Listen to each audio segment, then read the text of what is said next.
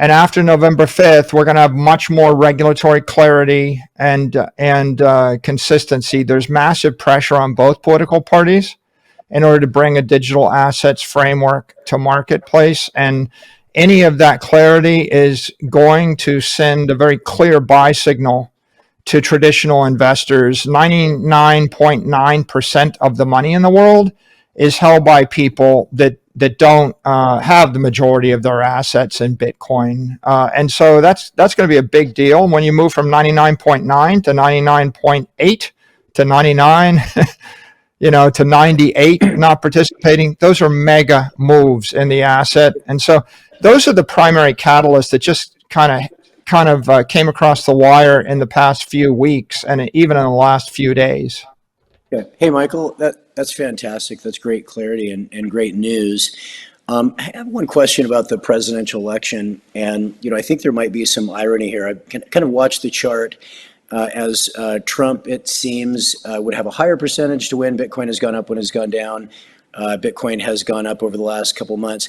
Is it possible that stronger regulation may end up being good for Bitcoin, a little bit like stronger regulation is good for Facebook or good for Google? Let me give you two examples I'd love for you to address. Altcoins and kind of out of control meme coins and things like that. Does that suck does that suck demand away from Bitcoin and over to alternative digital tokens? Given that BlackRock and affiliate banks are kind of doubling and triple down on Bitcoin, might a more restrictive Fed actually help Bitcoin become the clear winner? Well, I think that if we're talking about the Fed, we're talking about an interest rate policy, and I think the interest rate policy is going to be a bit looser. And so all assets will be a winner with a less restrictive Fed, and I think the writing is on the wall there. I think with regard to regulatory clarity, the real key point here is the vast majority of the money in the world is sitting in 60-40 bond portfolios or sitting in real estate. So the traditional money, conventional money, is sitting in a 60-40 portfolio or real estate. The scared money, the traditional scared money, is sitting in gold. And so the only thing that Bitcoin needs to win is just to be acknowledged as a legitimate asset class. When money managers like Fidelity or BlackRock point out that this is an institutional grade asset, a digital gold, a digital property, or a digital capital, that's the most important thing that's happened in Wall Street in 40 years. And last week, BlackRock published a white paper where the headline was Bitcoin, a unique diversifier. And they said not only is it a legitimate asset class, well, by the way, the regulators help with that. When the regulators approve spot ETFs and when they approve options trading, they're signaling to all these traditional old money investors that this is not tulip bulbs. This is not a scam. This is legitimate. So they do their part by showing it's legitimate, but BlackRock does their part by pointing out it's a unique diversifier. Everybody in the world, if you look at high net worth families and portfolio managers, they're looking for the great white whale. The Moby Dick of investment is an uncorrelated asset which will perform. They want something which is not correlated to bonds. They don't want it correlated to risk assets. They call it alternative investments. Big banks have conferences for alternative investments because anybody in the world can buy a bunch of stocks. It's pretty obvious. You can buy them in 15 seconds.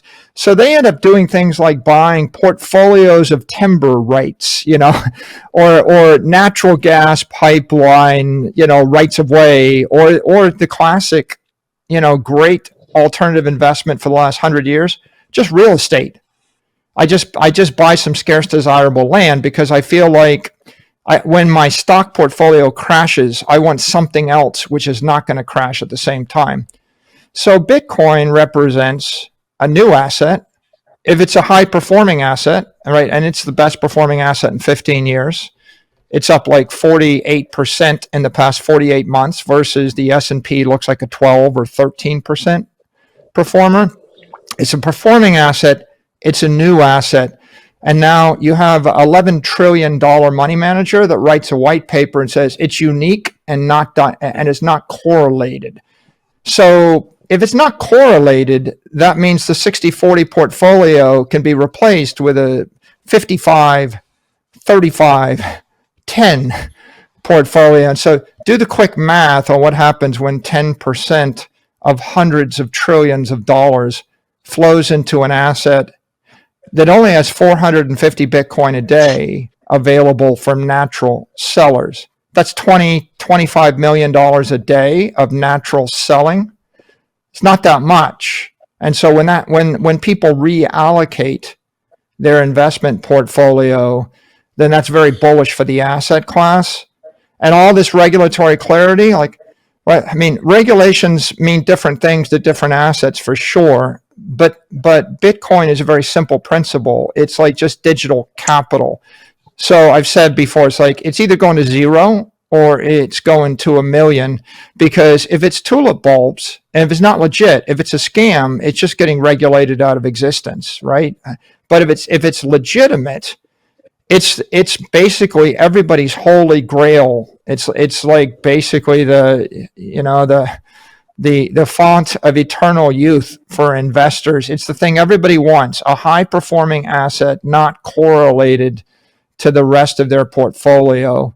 You don't even have to have to agree that you understand it. You just have to agree it's legitimate and it's uncorrelated. And at that point, a portfolio manager says, well, just give me some of it. Michael, you said one thing. If it's a scam, you said if it's a scam, it's either going to zero or 1 million. I think this is one concern that people have. They're like, if it's going to 1 million, obviously it's a great asset to invest in. But the risk of going to zero is one thing holding those people back. But you said only if it's a scam, it will go to zero. It'll be regulated out of existence. What about the possibility that it's enough of a threat that governments will regulate, centralize it, crush it, as they did to gold, or just over-regulate it out of existence and then replace it with CBDCs? Yeah, well, gold may be regulated, but it's also worth like $15 trillion, and Bitcoin is worth $1.3 trillion. So if we end up with the failure of gold, Bitcoin 10x's from here. So in terms of being regulated, it is regulated, right? The IRS regulated in 2014 by saying it's property. You have to pay tax on it when you sell it. And it's regulated via these ETFs. So if you're an institution and by charter you have to own securities via a regulated custodian or via a regulated bank, you're buying FBTC or you're buying IBIT. Just like the SEC just approved options trading, but only on IBIT. So there are regulations. The regulations solved the issue of custody. They solved the issue of compliance, and that's why these spot Bitcoin ETFs are the most successful ETFs in the history of Wall Street. Right, billions of dollars is stampeding into those instruments. Oftentimes what's going on is the regulated instruments, like IBIT is one, but so is MSTR. They're basically regulated securities trading on high volume stock exchanges in the United States. There's a lot of liquidity, a lot of traditional capital that can trade those instruments. That's why they buy them, sell them, and trade them. And so no one's saying it's not going to be regulated. In fact, it's the opposite, which is as it's regulated, that's it's the green light for traditional money and institutional money to enter the asset class. What about the other risk of governments starting to see it big enough of a threat that they work to crushing it? Well, I mean, that was the question people had in 2013. I mean, in fact, I thought that in 2013. I tweeted about it.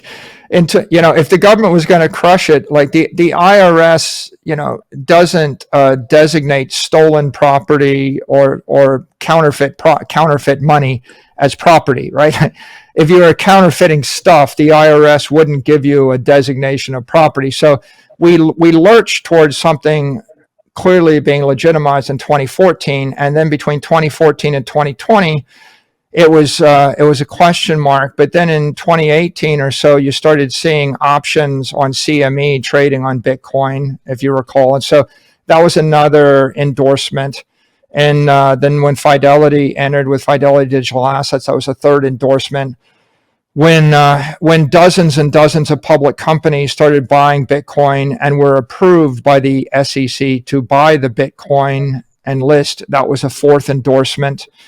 Then when you actually saw the last administration, you saw positive speeches and characterization of Bitcoin as a digital asset. In fact, Gary Gensler, Jerome Powell, Christine Lagarde, and Janet Yellen all acknowledged it to be a legitimate digital asset. They said Satoshi created something innovative and real. And by the way, they classified it as a speculative asset, but not as a currency.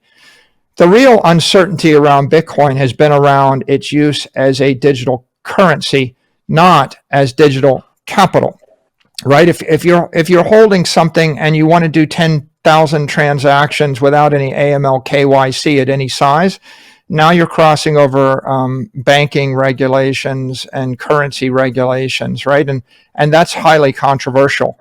But what's not controversial is whether institutions and individuals and corporations in the Western world can own property. So it's been acknowledged, like Berkshire Hathaway can own billions of dollars of Apple stock, right? Warren Buffett's not going to wire $1 billion of Apple stock to Africa without acknowledging that transaction publicly. So the use of Apple stock as currency would be controversial, but the use of Apple stock as property or capital, not so controversial. And so when you think of Bitcoin as, I own a building, right? Am I allowed to own a building? Well, the truth is you can own a building in China as well as in the United States or Europe. You know where you can't own a building? Cuba or North Korea. So where it's illegal to own property, then Bitcoin is in a regulatory gray zone for sure. But where it's legal to own property, you're going to be able to own it. And I think we've crossed that chasm between 2020 and 2024. It's quite obvious, right? If BlackRock is handling the asset, if there's 100 public companies handling the asset, if the SEC is approving options trading on the asset, and if the CME trades commodity options approved by the CFTC, it's pretty obvious that the asset has been adopted and is supported by the regulators. So I think we're past that question.